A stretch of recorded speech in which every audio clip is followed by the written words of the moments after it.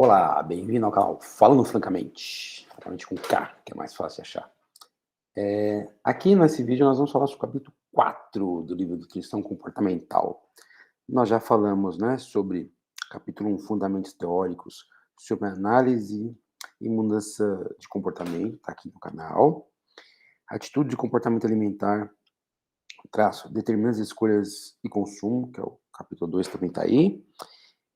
Como a subjetividade influencia o comportamento alimentar, que é o capítulo 3, também está aqui no canal. E agora nós vamos falar sobre o capítulo 4, dieta e seus efeitos no comportamento alimentar, né? Esse capítulo é autorado pela Marlia Alvarenga, nutricionista PhD, tá? Pela Viviane, me perdoe a pronúncia se eu não souber, né? Polaccal, que é nutricionista também, e pela Fernanda Scagliuzzi, né, que é nutricionista e PhD também. Então, basicamente, o que se vai falar aqui, né? Então, as autoras, no longo do livro, os autores do livro, ele vem nos conduzindo num pensamento que a melhor estratégia sempre é uma mudança de comportamento, né, que possa ser sustentada, uma alimentação saudável e, portanto, eliminar uma série de coisas negativas aí, né? Então, primeiro, você falou que era comportamento, né, que eram seus determinantes.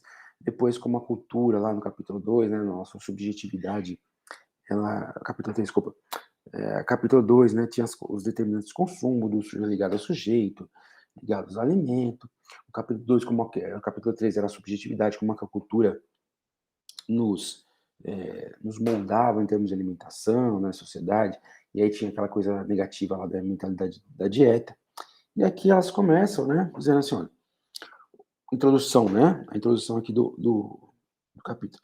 Uma vez discutida a mentalidade da dieta, é importante entender que as dietas não funcionam e pode afetar de forma negativa o comportamento alimentar. Então, da mesma forma que existe toda uma cultura, todo um ambiente, né, que nos molda, tem uma mentalidade errada sobre alimentação, chamada lá da mentalidade da dieta, que nós falamos no vídeo anterior, capítulo 3, essa mentalidade da dieta também, de certa forma, né, como ela, entre outras coisas, tem imposto um certo corpo, um certo padrão de beleza, ela também dissemina, de certa forma, está associada a isso, a questão de realizar dietas, as dietas da moda, né, as dietas de emagrecimento, que não tem padrão científico. E nesse estudo aqui, nesse capítulo, nós vamos falar basicamente que as dietas da moda vão afetar o comportamento negativamente, o comportamento alimentar de forma negativa, por exemplo, gerando um efeito sanfona, né, e que isso vai acabar afetando os sinais internos, fome, saciedade, fazendo com que a pessoa não saiba mais funcionar fisiologicamente, isso vai ter uma série de problemas. Então, aí ela fala, né, enfatizando aquilo que eu falei, nessa introdução, vários capítulos enfatizam o conceito do foco central é trabalhar a mudança no comportamento, no aconselhamento, ou seja, que o aconselhamento nutricional é a proposta oposta à prescrição de dietas. Então, esse livro aqui, né, está enfatizando que vários capítulos destacam isso. O aconselhamento nutricional é superior, é o que deve ser feito, ao invés da prescrição simplesmente de dietas. Ela cita alguns capítulos, por exemplo, que é no capítulo, isso está no capítulo 7, né, que eu acabei de falar. O primeiro princípio do comer intuitivo é regular a mentalidade da dieta, é o capítulo 10, lá no vídeo 3 a gente fala isso, né? E ela cita um outro capítulo, que é o capítulo 12, que é comportamento alimentar, o comportamento, as competências alimentares, perdão, incentivo, a regulação do comer fora do contexto das dietas. Ou seja, se você entende as competências do alimentar, você não precisa de dietas, né? Aí ela vem falando agora, elas falam do conceito histórico da dieta. Basicamente, né, a moral aí é dizer que sempre na história, embora não com essa mentalidade da dieta, muitas vezes por questões dietéticas, saúde, etc., mas sempre houve alguma coisa relacionada à dieta. Ela enfatiza o conceito grego, né, da onde que vem a palavra diaita, né, que descrevia toda uma mudança de vida e não um regime, como a gente pensa, né, um regime restrito ali, temporal, para mudar uma característica. Ela fala da versão do dicionário, gestão habitual de alimentos, sólido ou líquido, mas também conjunto de alimentos ou privação total, parcial deles, né? Ou seja, aqui no dicionário das duas versões, né? Que a gente entende a dieta como padrão e a dieta como regime, tá? Na ciência da nutrição, a dieta é entendida como um padrão de alimentação e também está relacionada à terapêutica e tal. E aí fala aqui que o negócio aqui, que no contexto social, aí entra no ponto que elas querem. As dietas de emagrecimento com privação parcial e até total de alimentos, por exemplo, alimentos ricos em carboidrato. Então, ela fala que no contexto social, né, tem a questão do grego, a origem, do dicionário, no contexto da nutrição, inclusive as dietas terapêuticas, e falar que no contexto social existem as dietas de emagrecimento, né, que são essas dietas aí justamente é, pensadas, né, com base na mentalidade de dieta. Então ela fala que porque tem essa disseminação, valorização das dietas de emagrecimento? Porque está ligado, segundo os autores, ao conceito de beleza que tem hoje, né? Então, uma outra coisa que fala, além dessas dietas de emagrecimento está ligada ao conceito de beleza, elas se espalham, elas se difundem numa velocidade muito maior do que a questão científica de avaliação pode correr atrás disso. Ou seja, né, reformulando aqui, falando melhor, as dietas surgem tão rápido que não dá tempo das pesquisas científicas avaliarem suas propostas, né? Nem sempre também tem essa ideia, né? Então são, ela fala, dieta restritiva aqui, segundo capítulo, né? Outra, são alterações restritivas autoimpostas que ajudam, né, que mudam. São alterações restritivas autoimpostas que mudam a quantidade, qualidade dos alimentos ingeridos com o intuito de controlar ou alterar o peso corporal. Então, esse é o conceito que elas usam aqui no capítulo, né, de dieta restritiva. Há exemplos, né, de situações: pular refeições, jejuar, diminuir a quantidade ingerida, restringir grupos alimentares de alimentos que elas colocam engordativos, considerados pelas pessoas engordativos, né? Contar calorias, dietas da moda, enfim, né? Mas ela já fala que essas dietas, como o próprio tópico diz, que é histórico, já tem lá o Galeno, no capítulo, no século II, né, uma dieta de diminuição de gordura, o Avicena, no século X, já falava de uma dieta. Aí, em 1810, um indivíduo chamado Andy falava que comer sabão era interessante como laxante, né? E as dietas de diminuição de carboidrato começaram em 1863. Não sei se isso é um bom, um mau prognóstico, mas, segundo as autoras, essa primeira dieta com baixo carboidrato foi proposta por William Bateman, que era, curiosamente, um agente funerário. E depois também no século XIX, muitos médicos começaram a prescrever essas dietas, né? E aí, enfocando aí a proposta dos autores, é que do ponto de vista científico, essas dietas não se sustentam, né? E podem trazer mais consequências deletérias físicas, psicológicas e clínicas do que qualquer outra coisa, né? Então, por exemplo, promover obsessão pela comida, promover transtornos alimentares, levar à obesidade. Então, uma outra coisa que bate bastante aqui no capítulo é a ideia de que ficar fazendo uma dieta atrás da outra, né, ficar aderindo a diferentes dietas, levaria, por exemplo, ao efeito sanfona, e isso seria um dos motivos da obesidade. Quer dizer, não é como a gente imagina, fazer dieta seria uma coisa inocente. Ela cita vários estudos aqui, tem inclusive uma parte que fala do efeito sanfona, e que pode ser um dos motivos de levar à obesidade. Então, quando a gente pensa em uma dieta, elas citam questões que a gente deveria pensar sobre essas dietas, né? Elas têm, por exemplo, algum embasamento científico? Né? O fato de serem eficazes na promoção de perda de peso e manutenção de novo peso atingido, ou seja, há um fato de elas são eficazes na promoção de peso e também são eficazes na manutenção na manutenção desse peso perdido a longo prazo. Elas têm algum efeito sobre a composição, né? Qual é o efeito que elas têm sobre a composição do peso perdido? Quer dizer, perde mais massa magra, mais massa gorda. Elas alteram o estado de micronutrientes e parâmetros metabólicos, por exemplo, glicemia, sensibilidade à insulina, pressão arterial, lipidemia.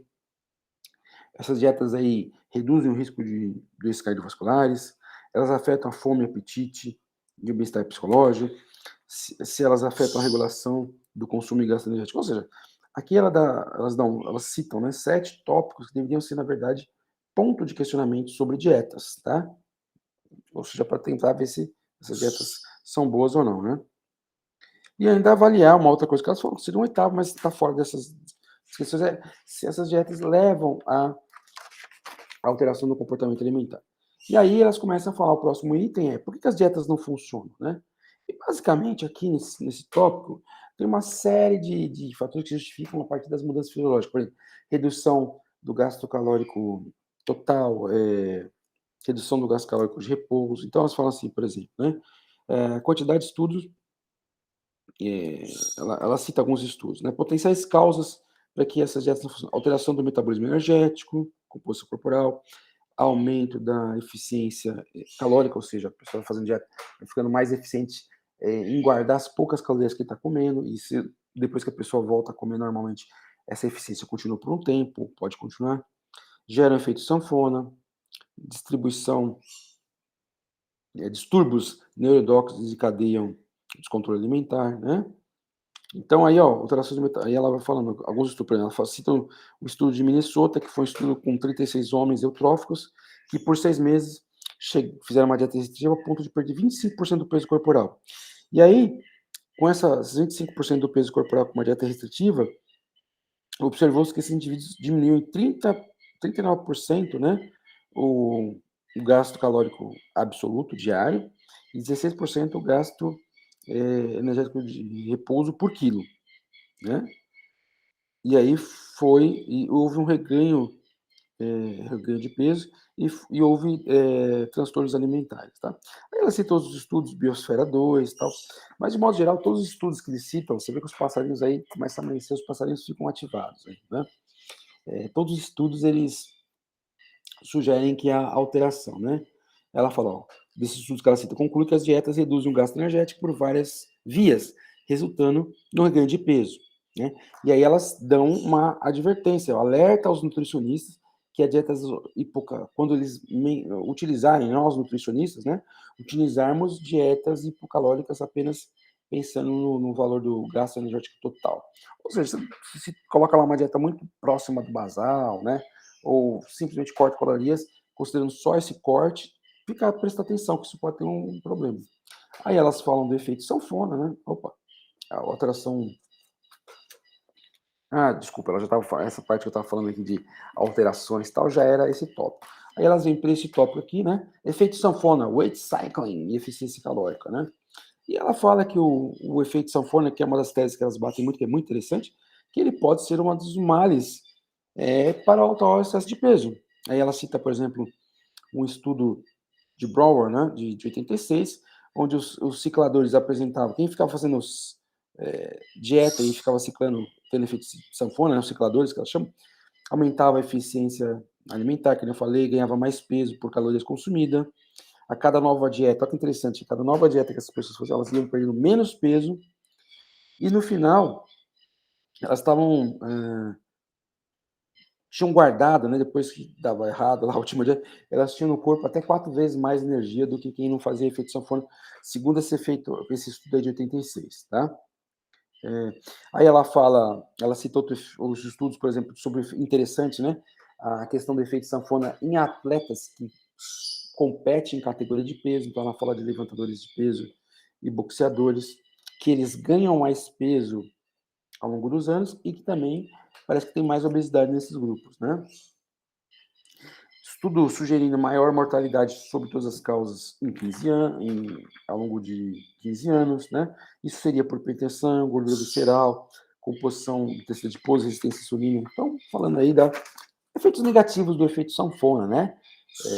Não só a questão vamos dizer assim, não só a questão de ganhar peso, mas até da saúde, né? Então, ó, dessa forma pode afirmar, isso aí são ipsilíteres, né? Literalmente que elas colocaram ali, ó. Dessa forma pode-se afirmar que fazer dieta pode engordar em vez de emagrecer. Os mecanismos descritos fazem parte de um efeito adaptativo do nosso organismo tentando defender o nosso peso corporal de uma redução de energia. Ou seja, todas essas características aí do efeito sanfona, no tópico anterior, seriam, na verdade, defesas fisiológicas que nós temos para preservar a vida, né? O teu corpo não sabe ali que está fazendo uma dieta, ele está sentindo que tem algo errado e tem uma série de mecanismos de sobrevivência. Ela começa a falar de considerações do tipo de dieta e basicamente aqui a ideia é que o principal fator de emagrecimento é o total calórico, que não há evidência de que uma dieta, pensando independentemente dessa coisa das calorias, é mais eficiente que outra para perder peso. Aí elas falam, não há evidência científica de que haja vantagem metabólica sobre uma dieta em relação a outra para a perda de peso. Isso a gente fala sempre, né? Então, balança energética, a perda de peso ocorre em função do déficit energético e não da composição da dieta. Tá? Tô vendo meu tempinho aqui, quase dando 20 minutos. Aí elas citam várias coisas, né? Por exemplo, detox não faz a menor sentido do ponto de vista científico. Então, quem gosta desse termo, né? Não tem menor. Então, ela vai falando isso, né? Então, uma coisa bem interessante que elas vão, quando elas falam dessa questão aí das dietas, e que elas citam, né, mas acho que até um tópico para o futuro, a gente fazer um vídeo, que é justamente a questão, embora elas não usem esse nome, né, do modelo carboidrato e insulina da obesidade, né, ou seja, aquele modelo que acredita que você comer carboidratos vai te levar à obesidade em função daqueles efeitos da insulina, ser um hormônio anabólico, armazenamento de lipídio e tal. Gente, embora isso seja muito divulgado, né, parece que é um consenso, inclusive quando você se discute aí com as pessoas essa coisa de carboidrato de alto índice glicêmico ou carga glicêmica elevada, vamos pensar assim, como sendo um efeito na dieta, embora isso seja muito falado, né, você não tem evidências a longo prazo, inclusive a maior parte das evidências sugere que esse modelo não é responsável pela obesidade, hein? Essa coisa de comer o carboidrato, liberou a insulina, então esse modelo carboidrato e insulina da obesidade não tem tanto respaldo assim, tá? Na verdade, pelos artigos que a gente vem lendo aí, não tem respaldo, embora seja uma coisa que virou aí, como é que se fala? Virou aí uma verdade, tá? Então, talvez no futuro fazer um vídeo, né? Então, aí ela cita, por exemplo, que houve uma evolução nas dietas, né, nessas da moda, quando ela está falando que antes eram as dietas populares, eram as pobres em carboidrato e ricas em gordura. Depois passou para as ricas em proteína e pobre em carboidrato e pobre em gordura, né? Ela cita a dieta soft beach, a dieta da zona, né? Que essas dietas vão mudando. Aí eles falam uma coisa, né, que é interessante, que é justamente aí a questão elas citam a dieta de Duncan, né? Aí elas falam assim, ó, custa acreditar que uma das dietas mais populares da atualidade, rica em proteínas, seja de um médico que teve o seu CRM, lá, dizendo lá, seria o CRM francês, né? Caçado no Conselho Nacional de Ordem dos Médicos, tá? Então, assim, na verdade, gente, é claro que dá a entender, né, o que elas quiseram dizer, mas a gente tem que, não pelas autoras, né, mas só para nós aqui, temos que tomar um pouco de cuidado, porque não é o caso, né, certamente, mas isso aqui pode ser uma falácia, né? O que quer dizer isso, né? A chamada falácia uma falácia da autoridade ao contrário, né? Então, dizer assim, olha, eu posso falar assim, não, eu sou um professor doutor, então confiei na minha autoridade. Né? Aqui ele está denegrindo a autoridade do cara, porque, olha que louco, né? Essa dieta de Duca não deve funcionar, inclusive porque esse médico foi suspenso aí, como médico na França por más práticas. Né? Não necessariamente uma coisa tem a ver com a outra.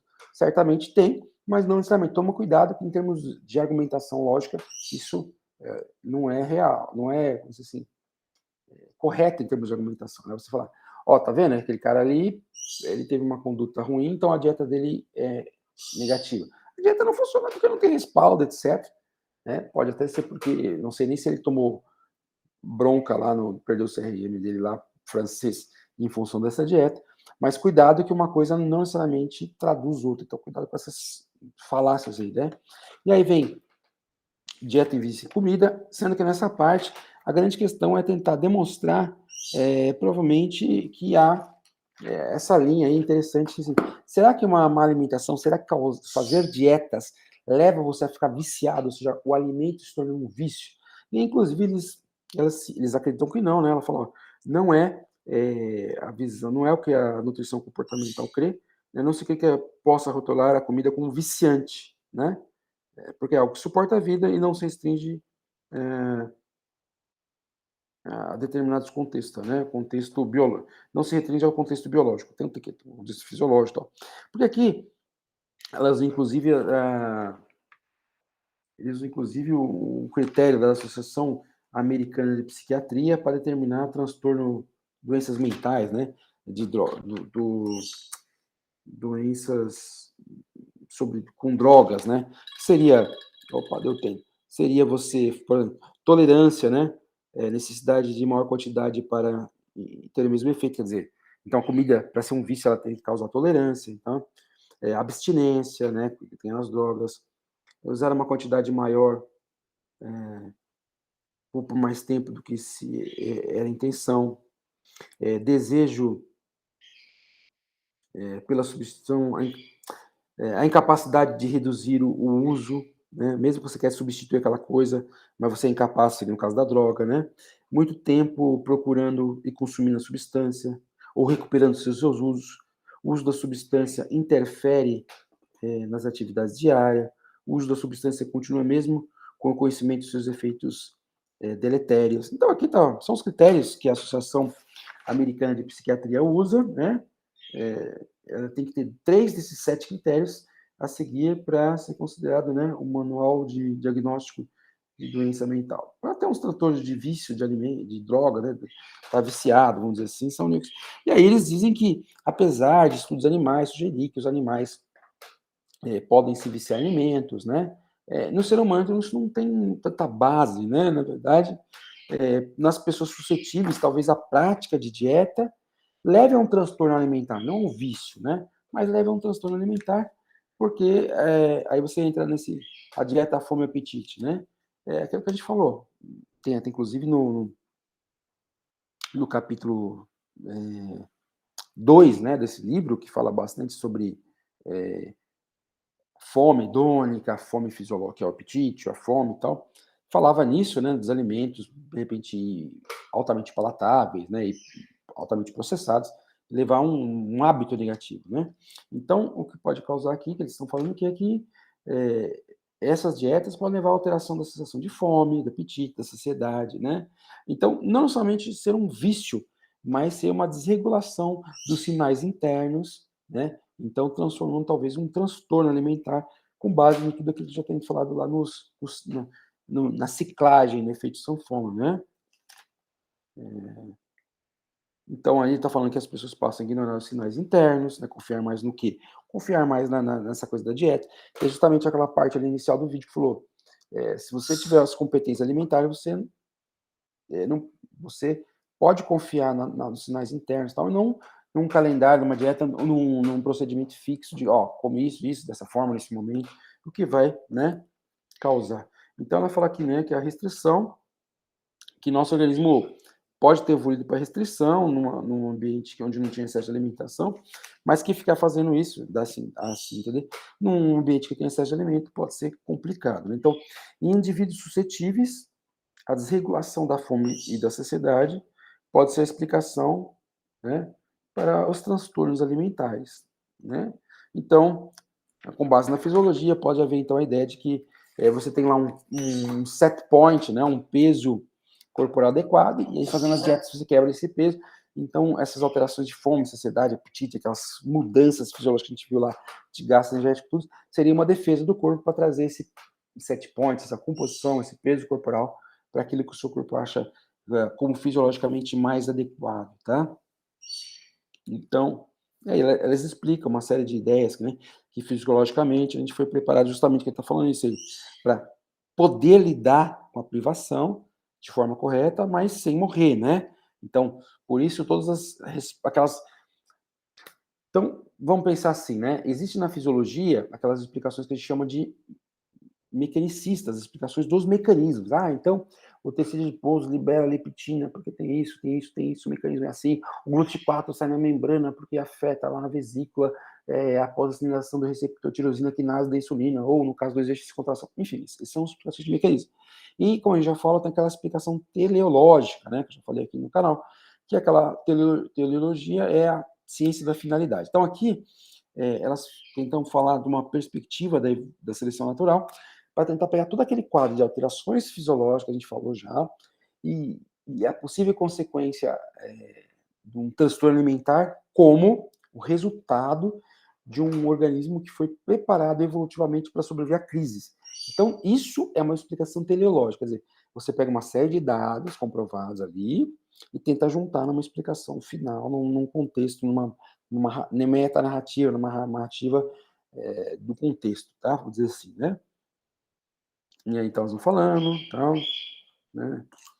Falando isso, mas que só a explicação fisiológica não basta, elas ressaltam que no ser humano também o problema, fora essa explicação puramente evolutiva, tem a questão da cognição. Então, as alterações cognitivas, né? Aí volta de novo, né? Não fala aqui, mas volta a questão da mentalidade direta, né? Então, ela fala que o ser humano pode ter uma questão cognitiva, né? Então, por exemplo, aquela ideia de ter alimentos permitidos, alimentos proibidos, né? Então, as alterações cognitivas aí da visão.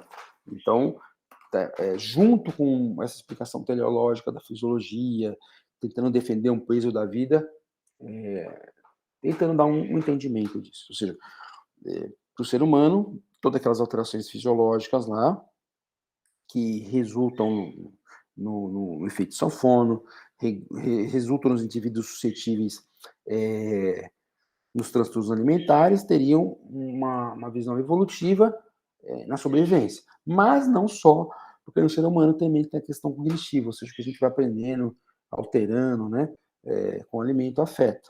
E até se a gente para pensar, voltar ao cognitivo, realmente o efeito que essas dietas têm nos nossos sistemas fisiológicos afeta. Tanto que na parte ali do vício em comida se fala um pouco da dopamina, das alterações de vício, por exemplo, talvez o obeso não seja viciado, talvez o obeso, em função dessas dietas, ele altere seu sistema de recompensa e precisaria, como dizer assim, a priori comer mais para alterar essa recompensa aí, né?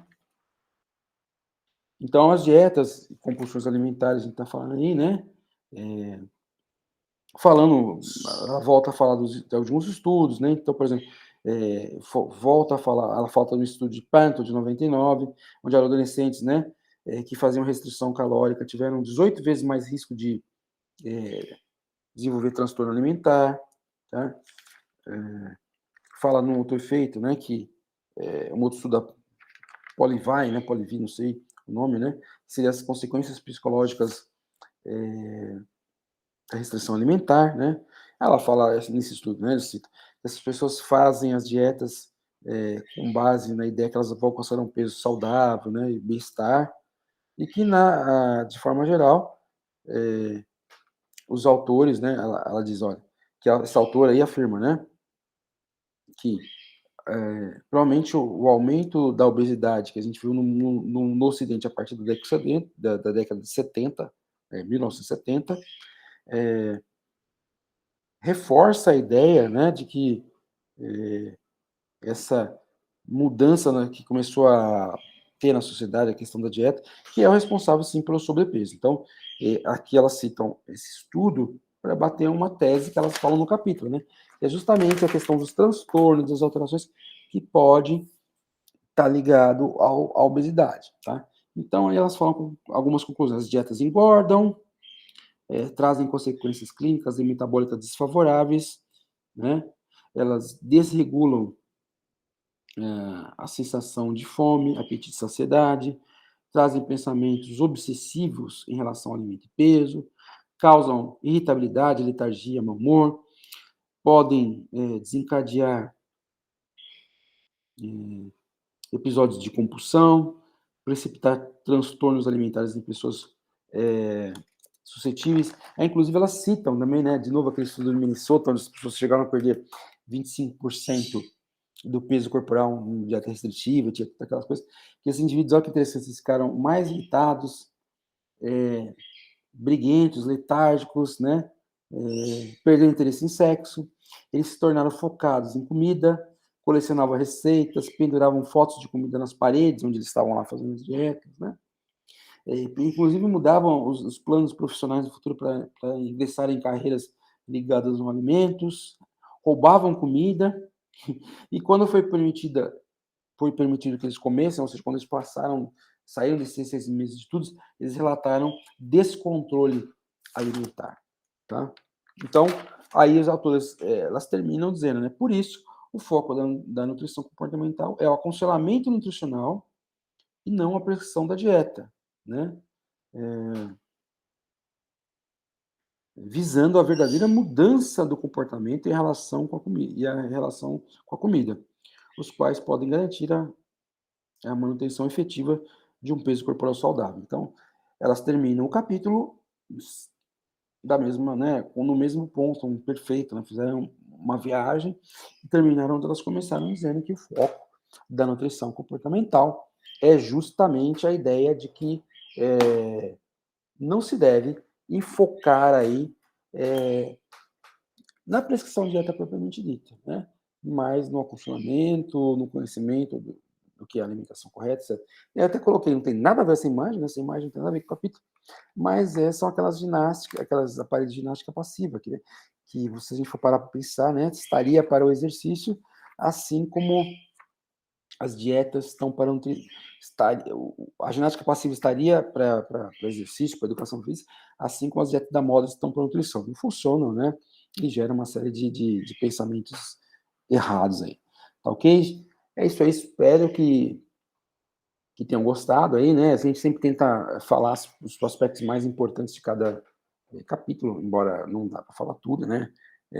Os capítulos são muito mais ricos, sempre aconselho a ler o livro para você ter a sua visão, não a minha, tá? Então, estou colocando o que eu entendi do capítulo, com o que eu entendi, acrescento às vezes os meus pensamentos, né, que fogem do capítulo, sempre na medida do possível alerta que isso não está no capítulo, vem dos meus pensamentos, para ser justo ou não injusto com os autores, tá ok? Então é isso, gente. Muito obrigado por assistir o vídeo. Se inscrevam no canal e até um próximo aí, que se Deus quiser, será o capítulo 5 do livro. Um grande abraço. Tchau, tchau.